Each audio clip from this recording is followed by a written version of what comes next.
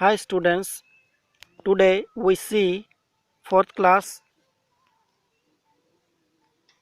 second chapter Aesop's Fables. Okay, let's start then. बच्चों आज हम देखेंगे एसोप्स फेबल्स इस चैप्टर के बारे में जो ये फोर्थ क्लास का दूसरा लेसन है. Okay then let's start.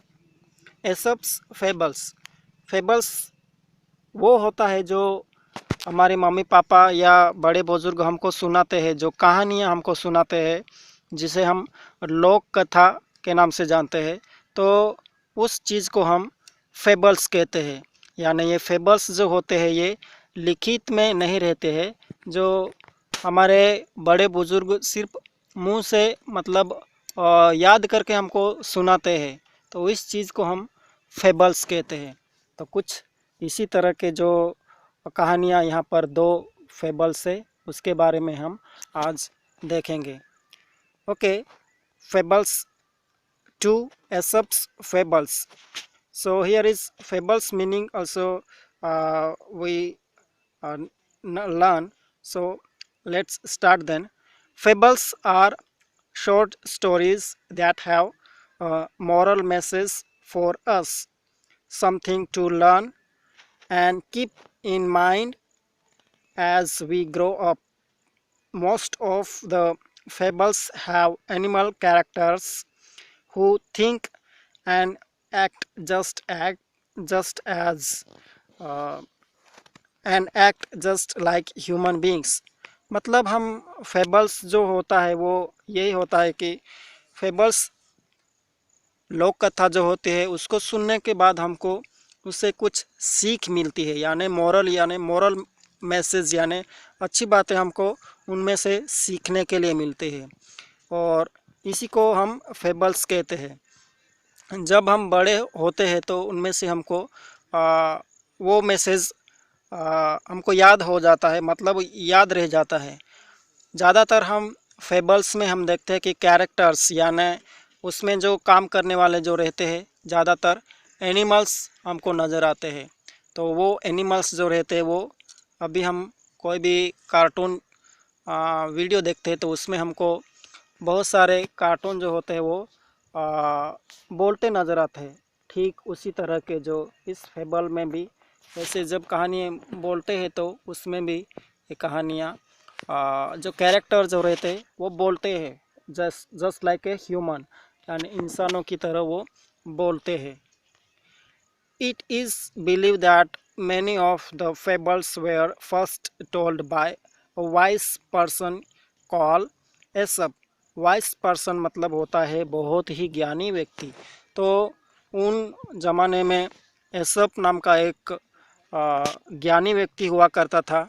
तो उस ज्ञानी व्यक्ति ने ये पहली बार फेबल्स सुनाई थी. Aesop live 100 years ago in a country called Greece. तो वो एसप नाम का जो आदमी था, ज्ञानी व्यक्ति थे, वो उन्होंने पहली बार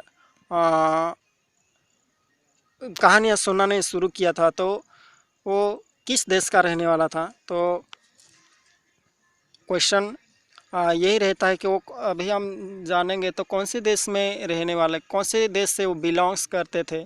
तो यहाँ पर देश का नाम आया है Greece, GREECE, Greece. So Aesop lived hundreds of years ago in a country called Greece.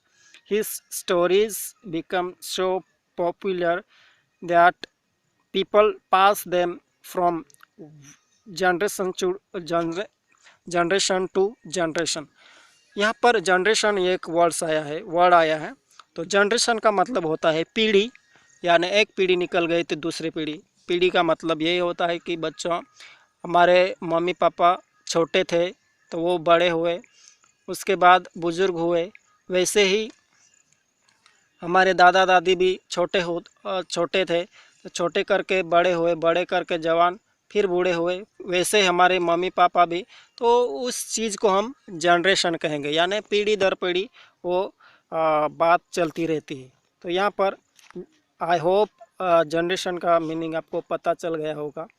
तो वो उनकी जो कहानियाँ थी वो जनरेशन से जनरेशन, पीढ़ी दर पीढ़ी वो चलती रही है।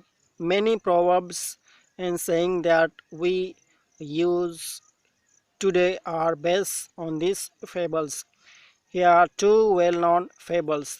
तो वहाँ पर हम देखते हैं कि प्रोवर्ब्स यानी हम कहावतें बोलते हैं, तो वो कहावतें या मुहावरे उन इस कहानी के ऊपर, या बहुत सारी कहानियाँ ऐसी है जिनके ऊपर ये प्रोवर्ब बन चुके हैं। तो यहाँ पर हम देखेंगे कि बहुत ही अच्छी तरह से ये दो फेबल्स हमको मालूम होते हैं। तो चलो बच्चों हम शुरू करते हैं। पहली कहानी है जो the Stag at the pool.